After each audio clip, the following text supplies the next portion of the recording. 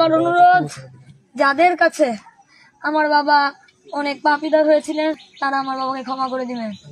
আমার বাবার ভুল ত্রুটিগুলোকে সুন্দরভাবে ক্ষমা দৃষ্টিতে দেখবেন। আমার আল্লাহ যেন আমার বাবাকে মাফ করে দেয়। আমার বাবাকে দোয়া করবেন আমি যেন বড় হতে পারি এবং আমার পরিবারকে যেন আমি দেখতে পারি, এই সম্পর্কে দোয়া করবেন।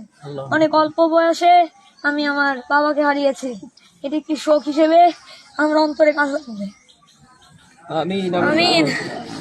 আমরা সবাই যাতে বলি, আমার বাবা কখনো খারাপ কাজে নিয়োজিত ছিলেন না, তার কোনো খারাপ লক্ষণ ছিল না, কখনো কারোর সাথে বেয়াদবি করেনি, মুরব্বীদের সাথে এসেছে, লোকজনদের সাথে ভালোভাবে কথা হয়েছে। প্রায় 10 বছর ধরে আমি আমার বাবার বুকে শুয়ে ছিলাম।